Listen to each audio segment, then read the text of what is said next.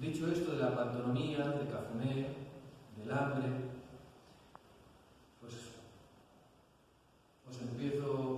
voy a empezar directamente con el primer poema del libro. Luego iré saltando porque me ha llegado anoche, me llegó el libro, entonces no he podido casi verlo, va a ser un poco una lectura azarosa.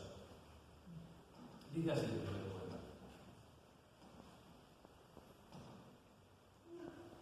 El rumor.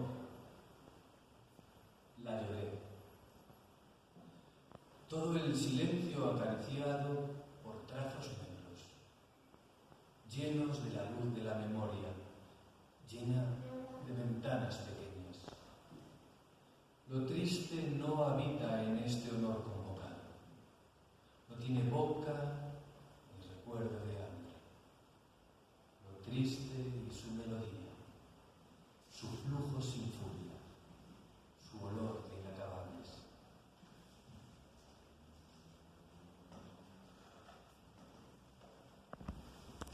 Herida contractual.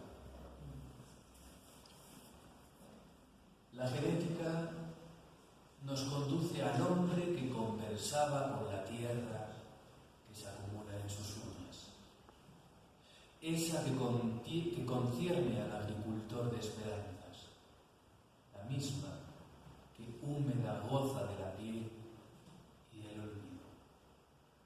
Con eczemas rojos y húmedos recuerdos. Con calor y con distancia. Así se escriben nuestras transparencias.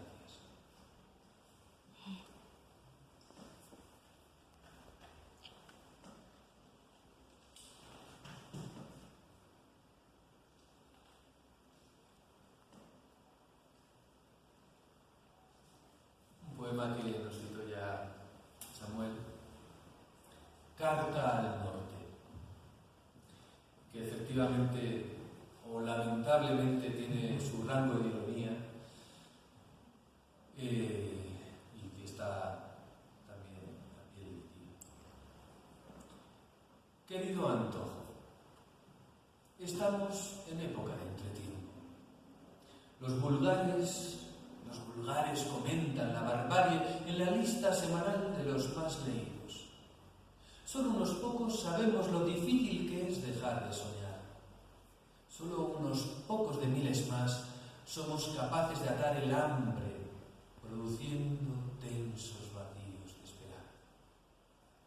Tan solo unos millones a mayores confiamos en la receta que pronostica insurrección en los merenderos del valor humano. Queridos amigos, se van quedando cortos los manifiestos. Se van atrofiando las ganas de cenar salmodias y oráculos partidistas. Cada familia junta las uñas del día y las cuece en lágrimas para hacer caldos más transparentes y vísperas más ligeras al concebir el ocaso. En cada nostalgia, la moda se recoge 1 centímetro el color de las demoras. Llegan tiempos de osadía. La palabra se empieza a poner el guante de la acción. Tantos decímetros robados al sentido común nos convierten en exhibicionistas de piernas que auguran multitud de exilios.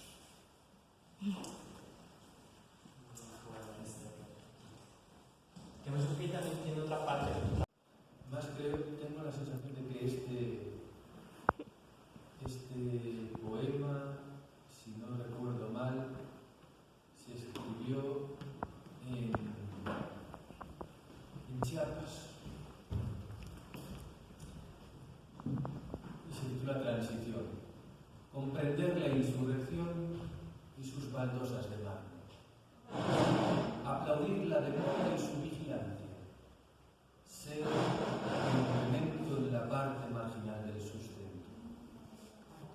Todo tránsito supone la permanencia del vocablo imperfecto.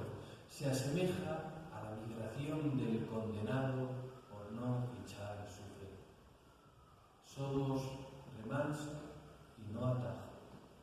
nos hacen lentamente amasar el código frutal y su intemperie, comprender la quietud y no dejar de aprender, ser maíz en tierra de orquídeas. Coimbra en re menor. A mí Portugal me encanta. Lo visito demasiado poco para ser vecinos y además es un lugar donde precisamente estos tempos más lentos, la lentitud, todavía se puede vivir. Hay menos celeridad, aunque haya una celeridad en todo el mundo demasiado grande, allí todavía, cuando vas a un restaurante, no sé, hay unos tiempos más pausados, hay un mejor hacer, no sé. Tengo la sensación de que los países más evolucionados hemos sido lo peor. Tenemos más cosas y menos calidad de y Portugal me encanta. Este se titula Coimbra en re menor. La cadencia de un paso dado 2 veces. La funda de la noche en el bolsillo del invitado, la belleza y lo blanco.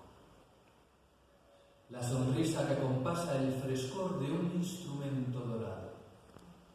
Unos labios tejidos con la esperanza de un sombrero de paja. Y el jazz y sus sandalias, el son y sus dedos en el abismo, la garganta misma del aguacero, la nota rubia trepando por el descampado, el sol en la bañera del bosque, lo afrodisíaco y su Big Bang, la sed y el plato, lago y travesera, cuerpo y anhelo, voz y penumbra, perros, perros, perros y años sorprendidos en la llama de un verso de Caín. Ya se ha perdido, gracias a Dios se ha perdido, pero había como 2 movimientos que llevan más o menos desde los años 80 hasta hace poquito, como 2 movimientos poéticos muy contrapuestos, casi enfrentados y bien peleados. El movimiento hegemónico, el más poderoso, el que tenía las instituciones públicas de su lado, a los grandes premios, tenía todo el presupuesto, todo el dinero de su lado, era el movimiento de la poesía de la experiencia. Y esa idea de la poesía de la experiencia, claro, primero el término es muy equívoco porque, claro, la poesía siempre viene de la experiencia. Pero lo que ellos llaman experiencia es contar lo ordinario que te ocurre todos los días de manera ordinaria. Y para mí, eso mayoritariamente parece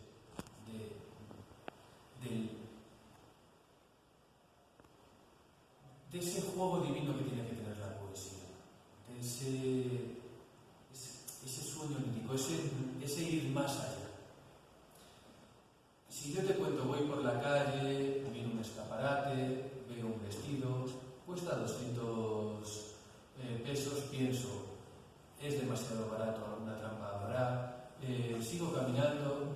Para mí esto no es poesía.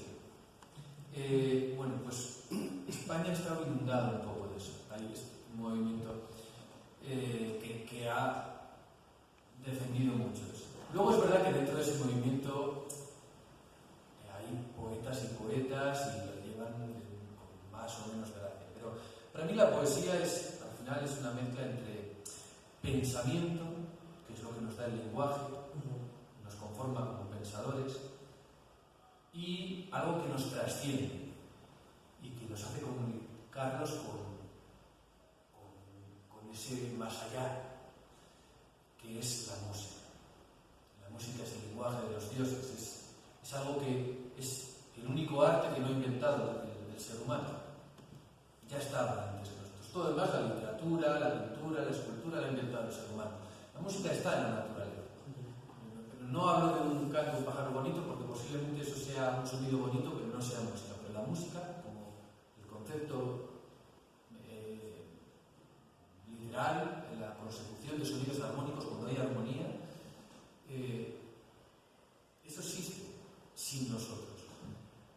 que es más universal.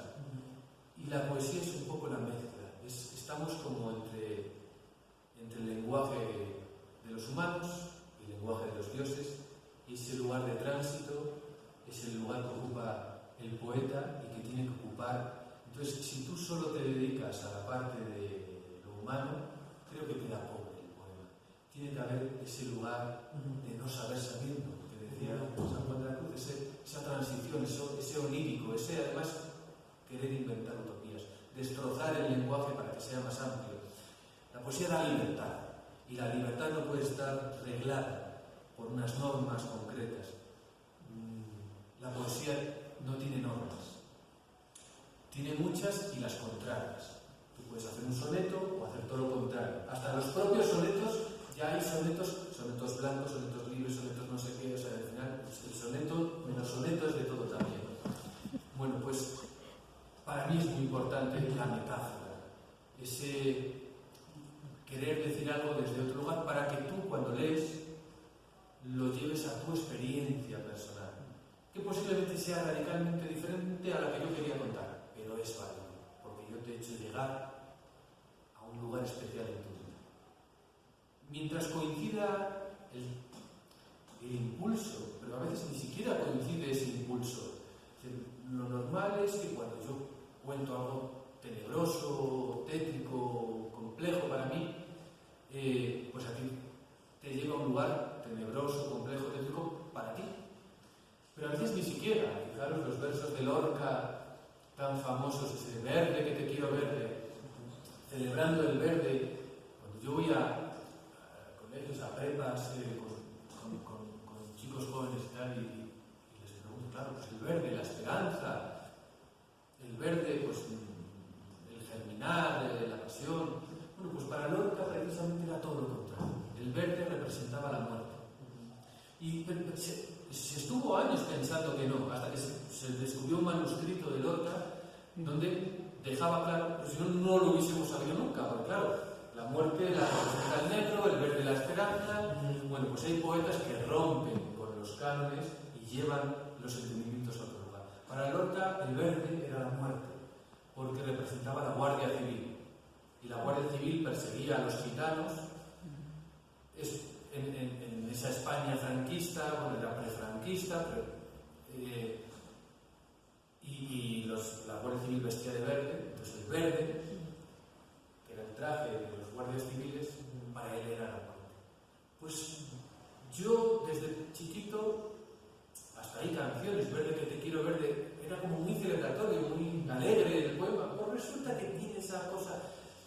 Ahora lo leo de otra manera. ¿Era válido de aquella manera? Sí. Cuando yo celebraba, estaba leyendo algo radicalmente ajeno a lo que Lorca quería decir. Pero es igual de válido. Este poema os lo quiero leer porque lo mencionaba él, el de Sintra. Fue una experiencia hermosísima, porque me alojé de casualidad, no tenía a dónde me iban diciendo en todos los sitios que estaban ocupados, llenos. Y acabé en un lugar, una especie de posada hermosísima, un poco más cara de lo que yo estaba buscando, pues que no tenía nada donde quedarme. Y era un lugar donde había estado Lord Byron viviendo una temporada en ese mismo sitio. Y no sé cómo, hablando con el tipo que regentaba ese lugar, salió que me había llevado a una habitación. Yo me quedé tomando un café con él y hablando, pues yo era escritor, pues, sí, entonces dijo, espera, te voy a cambiar de habitación, porque seguro que te inspiras aquí, como Lord Byron, en esta habitación. Entonces yo me sentí casi obligado a dedicarle un poema a este lugar. Y la pequeña ciudad de Sintra es maravillosa, es preciosa, todo impuesto. Salud y contraamor. Resquicio de Ave Marías en el burdel, mortero, madera, mezquita de la mezcla, sabores de artefacto, pulcramente asesinadas sus benditas apariencias, sus funciones vírgenes de piedad culinaria. la ventana blanca, el bosque de tilos y el calor de la añoranza, un siglo sin nombre, vino viejo y el vencido recuerdo de la hiedra crecida, la fortaleza del verde y su oscuridad, el muro, su resquicio de poema convertido en ley, el desplome elegante de las cortezas ancianas. Oye mi última voz, no es delito rogar por los que fueron. Una canción se esconde, detrás de las ramas hay oro verde y mendigos de luz. Pero es importante para mí este poema porque, como decía, explica de manera de cuento qué supone para mí en cierta medida pues estar en posesión de la revolución, pero no la misma revolución que cuando tenía 18 años. Guardo una de mis últimas revoluciones en lo más profundo del paladar. Sé que estos sabores ya no están de moda. Su aspereza incomoda a las nuevas revoluciones digitales y se intuye demasiado líquida para ser una revolución de las de antes, de esas que cambian el curso de la historia. Esta revolución parece poca cosa. Tiene su grado de ruptura, su punto de inflamación convenientemente alimentado, pero le falta aderezo. Un par de soflamas bien traídas engordarían sustancialmente este cuerpo anorésico de revolución. Porque esta revolución mía viene distraída. Gasta enfermedades ajenas a las revoluciones más sofisticadas, cojea de timidez, le falta candor y hambre de destrozo. Viene con aliento de fuego, uno de esos que acompaña, uno que se ha vuelto más lumbre y compañía íntima. Nada parecido al corte flamígero de las espadas que Uriel utilizó para vigilar ese vergel impenetrable. Mi revolución no vigila el jardín. Es arenga e invitación a participar de él. Es una revolución que acompaña. No es de esas que pisan por conquistar la nada. Es una revolución perezosa en el arte de la convicción. Siempre se muestra prudente y ya si eso comparte conducta con quien se arrima a silbar con ella. Desde hace un tiempo para acá, su importancia está a la altura del canto despreocupado que conjuga la complicidad de las minorías. Esta revolución mía nació con la insignia de la derrota y por eso siempre triunfa desde abajo. No pide nada más que poder decir con suavidad. No necesita mucho más que silencio para conquistar el discurso. Cuando grita, lo hace con un blues o una gaita ancestral, siempre traspasando el indecoroso precepto del entendimiento. A veces, mi revolución se me escapa, siempre con cierta vocación mesiánica. Intuye que si yo la sigo, su realidad ya se justifica, y casi siempre me convence. Cuando mi revolución me pierde, convoca mi decadencia con una canción de Johnny Cash o Silvio Rodríguez. A veces simplemente me empuja hacia el verde asalvajado de mi huerto y me muestra una pequeña plaga de orugas de la berza como ejército de la verdad más indeseablemente bella. Yo entiendo lo indómito de la capacidad de estar vivo y vuelvo a buscar amantes ajenas a mi revolución. Pero ella es la única que conozco con la conducta amable del poliamor. Quiere y deja querer como un gasterópodo cargado con sus dardos del afecto.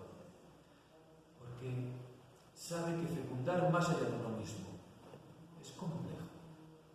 por eso acepta y defiende la huida como un proceso más dentro del cariño. Una de mis últimas revoluciones se ha despertado en mi boca. Hacía muchos años del anterior y ya no la esperaba.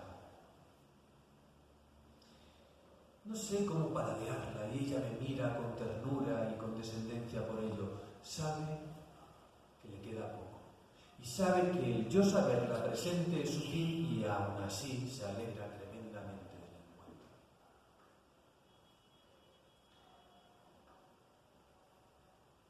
Ella, o su antecedente, se encuentra igual de desconcertada que yo. Ha provocado el azar desde otros flancos.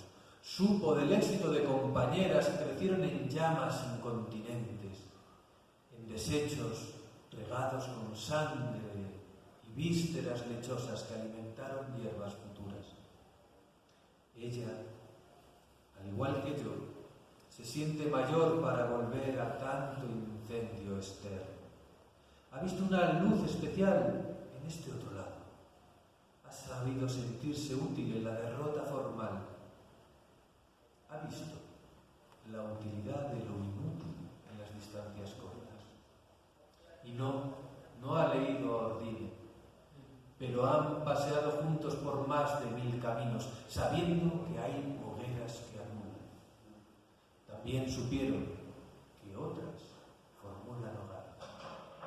Pero sobre todo, aprendieron que toda la tierra es patria para alguien que piensa. Y ahora se posa a mi lado. Me grita calladamente unos versos de Brodsky y se aparta para darme el tiempo y el espacio necesario para probar su bendita alegría. No hace más. Canta por dentro porque sabe que la canción es el lenguaje de los insurrectos. Cree que la justicia nunca llega, pero es necesario perseguir.